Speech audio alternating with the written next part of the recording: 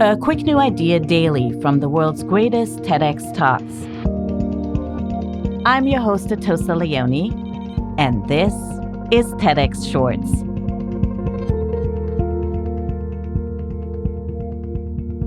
How can we understand each other better and build empathy in our society?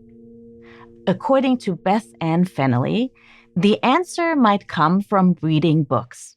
Beth is an MFA professor at the University of Mississippi. She believes literature offers students the chance to walk in other people's shoes, living through their decisions, and ultimately connecting with experiences outside their own. Greetings from an evangelist for a declining field, the study of literature. English majors, like all humanities majors, are on the wane. What accounts for this? Probably practicalities. 2011 graduates were choosing their majors in 2008, the recession. Given the absurd cost of a college degree, who can blame students for choosing more vocational majors? I, too, have college tuition woes. I, too, have heard the old joke.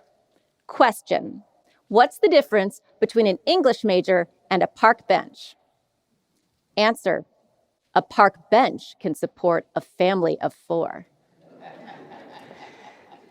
So I get why English majors would be on the decline.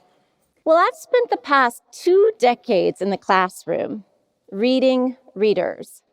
And what I passionately believe, and what the emerging field of literary neuroscience is beginning to prove, is that reading literature makes us more empathetic.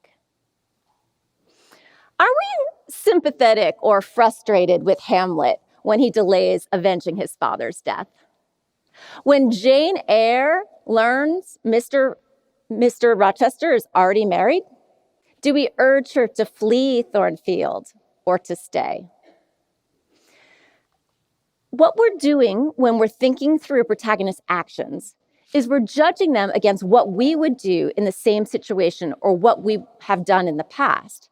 We practice making decisions that have consequences, which is to say, we practice adulting. The mind reading we do when thinking through a character educates our emotional intelligence.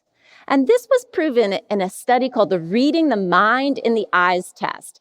This study took participants and gave them photographs cropped to reveal only a subject's eyes, and then gave them 4 options to choose what emotion that person was feeling. Regular readers score higher on the Reading the Mind in the Eyes test because it's theorized reading allows us practice taking on another person's perspective.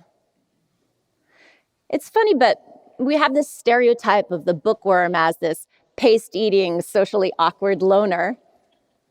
But reading improves our social awareness. Reading literature helps us read the room. This is what Dan Johnson proved in a study that looks at how reading affects bias. He used the novel Saffron Dreams, a novel written from the point of view of a Muslim American woman. And he divided the study participants up into 2 groups. The first group was given a 3,000-word excerpt of Saffron Dreams in which this Muslim American woman was the object of racial prejudice. The second group got a 500-word synopsis of that excerpt. So this synopsis maintained all the facts, but it left out all the sensory imagery and metaphors and rich interior life of the character, the stuff that really makes the novel come alive. Afterwards, the study participants were presented with faces of ambiguous Arab Caucasians. Some of those faces appeared angry. And the study participants were asked to identify the race of the people in the photograph. Those who'd read that shorter 500-word synopsis were disproportionately likely to characterize the angry faces as Arab. I think of the students who come to visit me in my office in the English department, wanting maybe to be an English major, but wanting to be successful. Well, if what they mean by successful is the highest guaranteed starting salary, maybe I do need to point them to the slightly bigger and more robust columns of business administration. But if what they're talking about is helping to create a more harmonious world, pull up a chair. Some people play fantasy football. I like to play fantasy fiction seminar. Imagine if, before initiating aggressive military action, that leader had to read a novel from the point of view of an enemy combatant. I've been talking about the way reading educates us emotionally, cognitively, and spiritually, but I want to end with what it does for us hedonistically. And reading not only helps us feel, it helps us feel better. Reading makes us less lonely. We can find our own stories in books. James Baldwin wrote, "You think your pain and your heartbreak are unprecedented in the history of the world." And then you read. We could start today. We could go home and turn off the phone and turn on a book. We could lose ourselves, which is to say, find ourselves and find everybody else while we're at it. And I'll let you in on a little secret, but don't tell the incoming students. You don't even need to be an English major.